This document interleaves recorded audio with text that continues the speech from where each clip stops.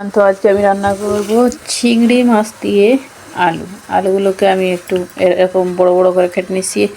আমাদের বিদেশের আলুগুলো অনেক নরম থাকে, এটা গলে যায়, তাই বড় করে কেটে নিচ্ছি।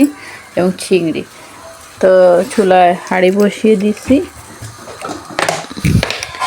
এখন দিয়ে দেব তেল।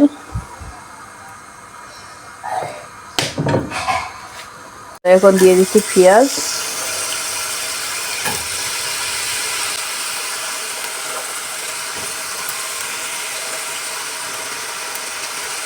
এখন দিয়ে দিচ্ছি লবণ। তো এখানে আমি হলুদও দিয়ে দিয়েছি, ভিডিও করতে ভুলে গেছি, দেখা তো যাচ্ছে। আর এরকম পটেটো ম্যাশ করার একটা পিলার, সেটা দিয়ে আর কি পেঁয়াজগুলোকে ম্যাশ করে নিয়েছি। আমি কোনো বাটা মশলা দিয়ে তরকারি রান্না করি না, মানে পেস্ট যেগুলো সেগুলো দিয়ে রান্না করি না, সবগুলো খেটেই রান্না করি সব করে। তো এগুলো একটু এভাবে একটু করলে ম্যাশ হয়ে যায়, তো অল্প ম্যাশ করে নেব। এখানকার পেঁয়াজ যেগুলো সেগুলো সাদা পেঁয়াজ, যেটা বড় বড়, বাংলাদেশের মানুষ খায় না বড় আর কি। তো বাংলাদেশে এই পেঁয়াজটা নেই, তো এই পেঁয়াজটা অনেক ভালো, তা গলে যায় সবজির মতো। এর কারণে এই পেঁয়াজের সাথে তেমন একটা পরিশ্রম করতে হয় না। তো এখন দিয়ে দিচ্ছি আলু, খুবই অল্প অল্প মশলা দিয়ে রান্না করব।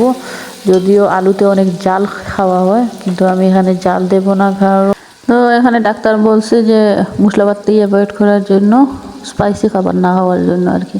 তো দিয়ে দিয়েছি মরিচের গুঁড়া, আগে দিয়েছি হলুদের গুঁড়া, এখন দিয়েছি মরিচের গুঁড়া, ধনে গুঁড়া, জিরে গুঁড়া দিয়েছি, সবগুলা দিয়েছি। 1 চামচ থেকে একটু কম কম দিয়ে এখন নেড়ে দিচ্ছি।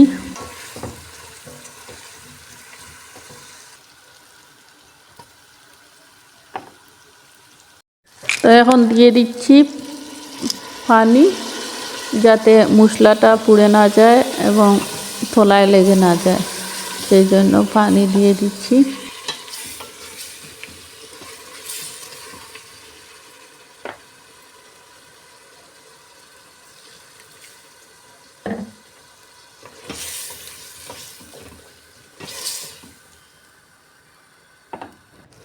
তো আলুটা কষানো হয়ে গেছে।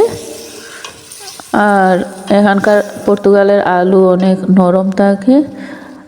আর চিংড়িগুলোও সব থেকে নিয়ে আসছেন আমার হাজব্যান্ড কন্টিনেন্ট থেকে, তো এগুলোও সিদ্ধ করা চিংড়ি।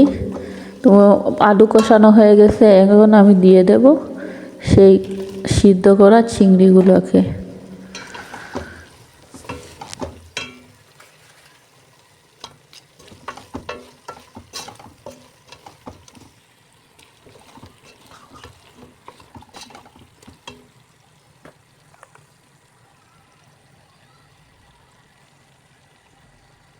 তো এখন দিয়ে দিচ্ছি কাঁচামরিচ। আলু কারি রান্না করলে, তরকারি রান্না করলে অবশ্যই কাঁচামরিচটা দিবেন, তাহলে আলু তরকারির স্বাদটা অনেক গুণ বেড়ে যায়। আর এই আলু তরকারি যেটা, সেটাকে আমি জুল করে রান্না করব। এখানে যে বড় চিংড়িগুলো সেগুলোতে তেমন একটা মজা না, বাট বাংলাদেশের যে ছোটো চিংড়িগুলো সেগুলো অসাধারণ, অনেক ফ্লেভার থাকে, অনেক খেতে অনেক মজা হয়। আর আলু দিয়ে সেই ছোটো চিংড়িগুলো রান্না করলে অসাধারণ লাগে। তো এখন দিয়ে দিলাম জুল। আমি একটু জুল করে এই আলু এবং চিংড়ি দিয়ে তরকারিটা রান্না করব আজ। এখন দিয়ে দিচ্ছি ধনেপাতা, কারণ এখানে আগে বলেছি যে আলুটা নরম হয়, তাই একসাথে দিয়ে দিলাম ধনেপাতাটাও, যাতে ফ্লেভার ভালো করে ঢুকে। তো ফাইনালি আমার আলু কারি হয়ে গেছে। আর দেখেন কেমন হয়েছে, অবশ্যই ট্রাই করবেন, আমার চ্যানেল ফলো করবেন। ভালো থাকবেন।